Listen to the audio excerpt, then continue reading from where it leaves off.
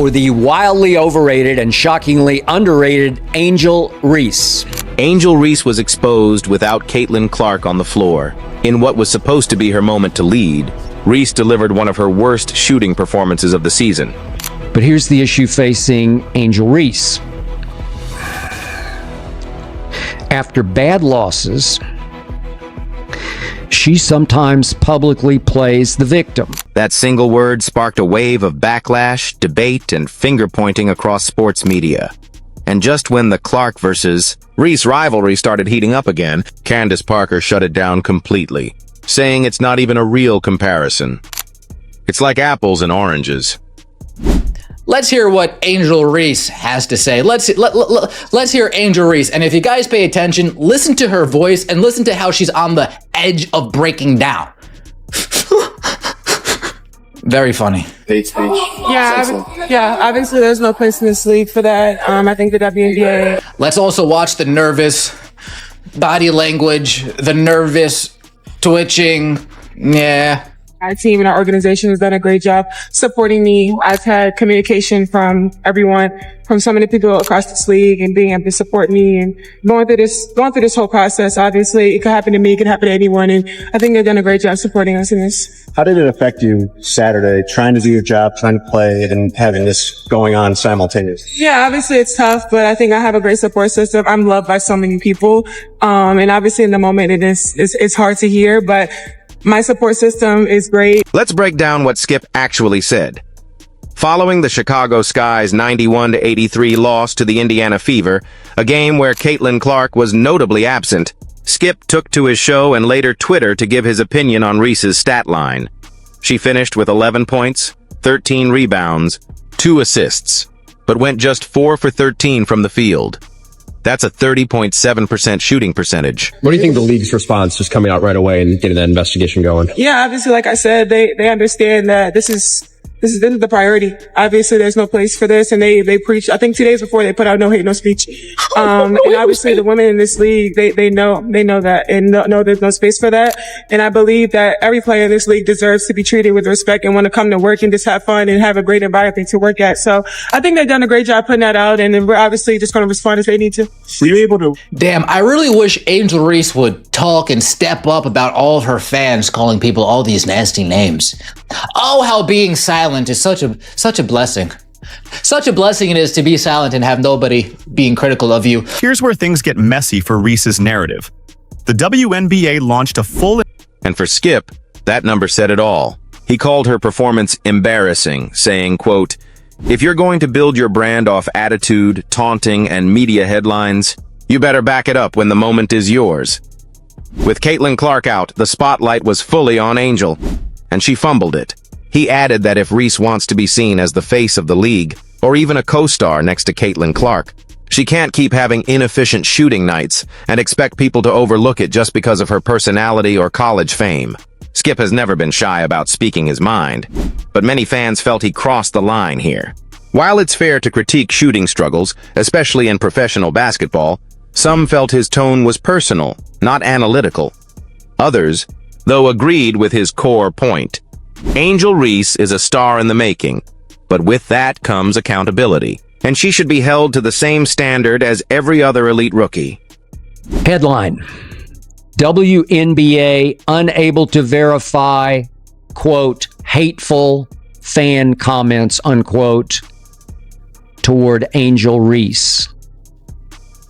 Okay. Here's the league statement that was issued. "We have investigated the report of racist fan behavior in the vicinity of the court during the May 17, 2025 Chicago Sky at Indiana Fever game.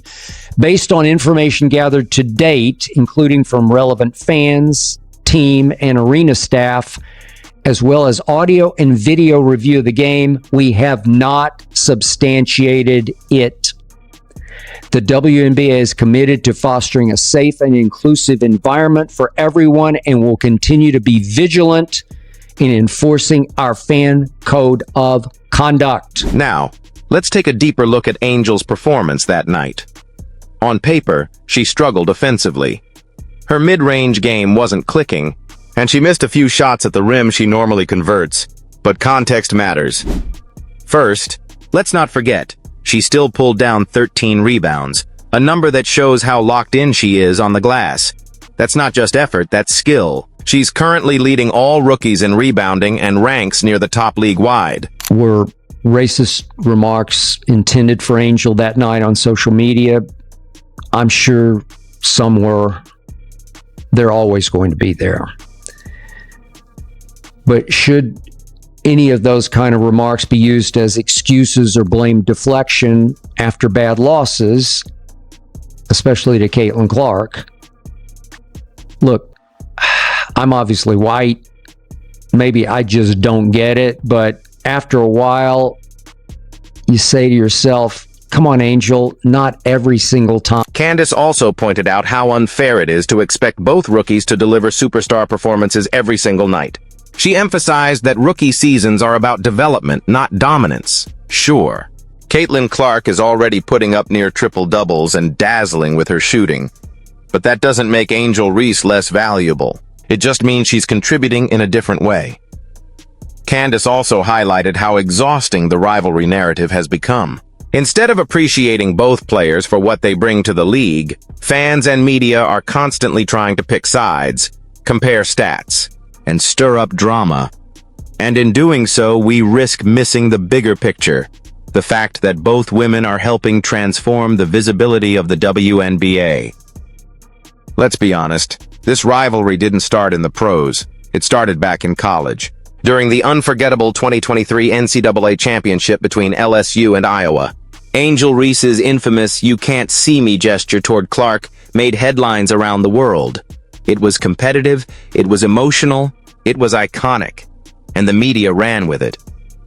Since then, every meeting between the two has been hyped as a clash of personalities. One is painted as the golden girl of basketball with logo-range shots and poise under pressure. The other, a fierce competitor known for trash talk, swagger, and grit. But are we helping the league, or boxing players into media-created roles? The truth is, both women are needed. Caitlin Clark brings in fans who love flashy scoring, deep threes, and IQ plays. Angel Reese brings in fans who love defense, attitude, hustle, and energy. Together, they attract attention from different corners of the sports world. That's not a rivalry, that's a rising tide. After Skip's take went viral, fans online split into two camps.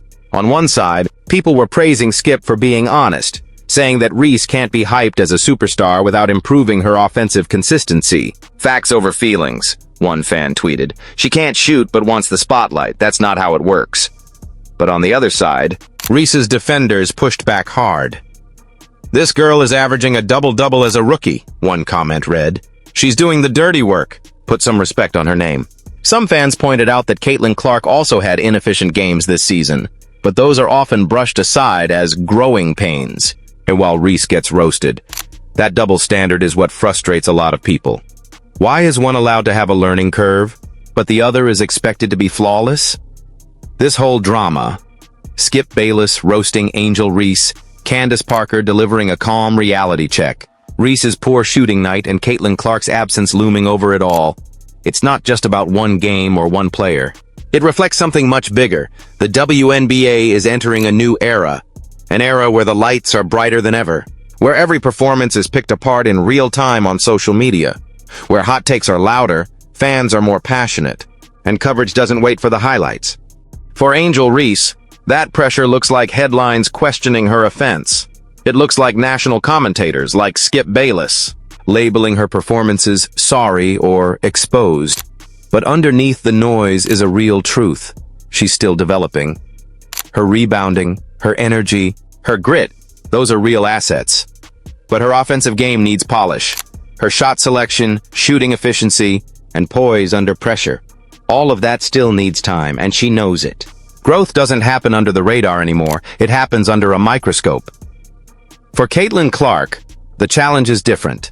She's already being asked to carry a franchise, shift viewership trends, break records, and somehow still act like a rookie. She's playing with a target on her back, a camera in her face, and a league on her shoulders. Her job now? Stay consistent. Block out distractions. Avoid burnout. and grow into a vocal leader. Because whether she wants it or not, she's become the face of this movement. And for the rest of us, the media, the fans, the critics, we have to grow too. We have to learn how to appreciate both players for what they bring to the game. We have to stop forcing a rivalry that oversimplifies their journeys. Because the truth is, Clark and Reese are on different timelines, with different strengths, facing different pressures, and that's okay. So here's where we land. Skip Bayless may have been harsh, but his take lit a fire that revealed just how split the basketball world is on Angel Reese. Candace Parker reminded us all that rivalry doesn't have to mean division. It can mean diversity. Reese and Clark aren't fighting for the same crown, they're building their own kingdoms. And as fans, it's time we start acting like it. Celebrate their differences, respect their journeys, and stop trying to fit them into boxes that the media builds just to tear down. Now it's your turn. What do you think? Was Skip Bayless just keeping it real, or did he cross the line with his comments on Angel Reese? Do you agree with Candace Parker that comparing her to Caitlin Clark is unfair and unproductive? Or do you think rivalries like this are necessary to grow the game?